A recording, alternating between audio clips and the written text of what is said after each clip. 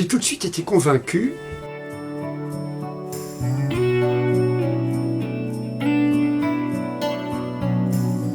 de son petit, grand, qualifions-le comme on veut, mais de son génie particulier. We're going to talk to Lilian Atlan. Lilian is a most amazing writer and thinker, and she seems to be an international woman of letters.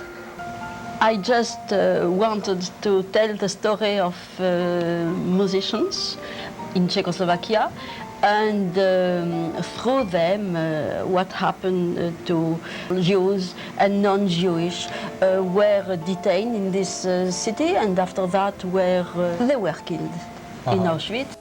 Liliane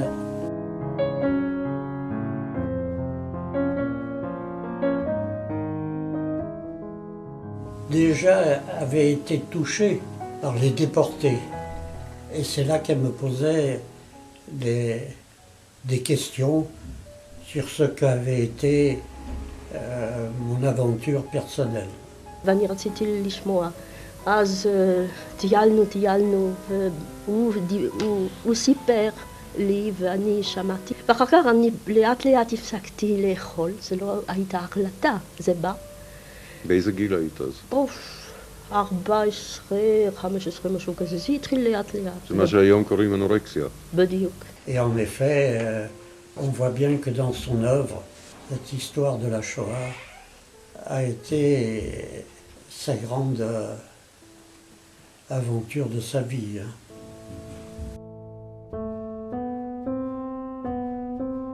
ואתה נכנס לתוך עולם שזה לא דמיון, אלא זה עולם שבטח ישנו אצל כל אדם, אבל זה לא תמיד קורה שזה פורץ החוצה. אצל ליליאן זה פרץ החוצה, ובי זה פגע מאוד עמוק, ונתן לי את ההזדמנות לגעת בדברים שתמיד רציתי. Personnellement, je l'ai connu en allant à Aubervilliers.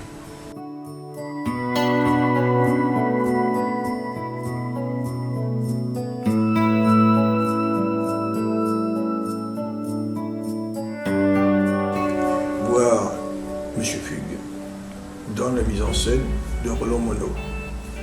Et j'ai été absolument submergé.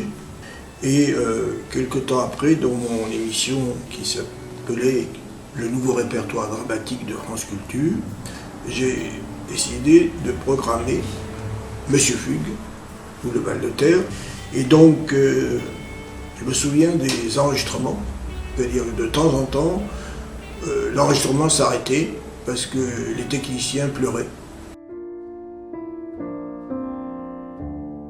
אני לא חושב ששואה הראו בצורה כזאת. אני לא חושב שעשו משהו כזה. תמיד נשב ממנה המון סימפתיה. היא אהבה אותנו מאוד, השחקנים. ויוסלה אוהב מאוד אננס. הוא כל הזמן חולם על אננס. שיהיה לו אננס אחד שלם והוא יאכל אותו. להצגת הבכורה. הביאה לי אננס.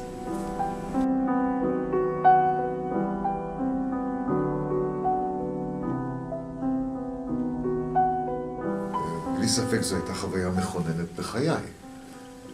זה בעיניי אחד התפקידים החשובים שעשיתי בחיים. הוא נשאר בתוכי. עד היום אני משתמש בג'סטות מסוימות בעבודה עם השחקנים. אוהבים? צוחקים? לא אוהבים ולא צוחקים. המחזה הוא מזמין אותך לשחק והוא מזמין אותך להשתעשע עם דברים שהם לא משעשעים.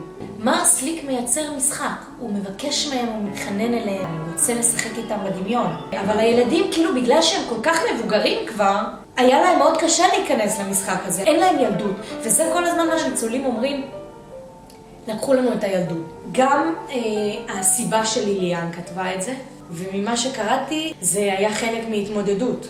Les musiciens et les émigrants, ou la quête désespérée d'hommes et de femmes qui tentent de retrouver, enfouis sous l'histoire, leur histoire, celle des génocides, la musique qui les rendrait vivants. Une femme est venue témoigner. Un samedi après-midi, pendant la guerre, on était venu l'arrêter avec toute sa communauté.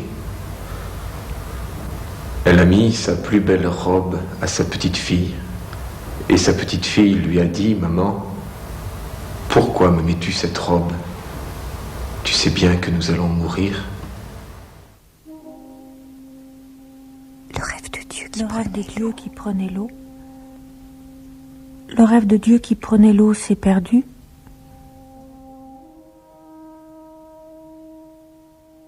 Ben, c'est-à-dire qu'elle avait, pour être clair, une conception poétique du théâtre. Voilà. Et en somme, s'il y a poésie, il y a théâtre.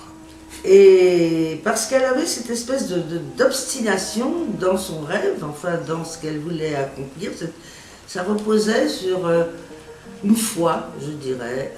Que c'était une femme extraordinaire, une telle fulgurance d'intuition dans les choses.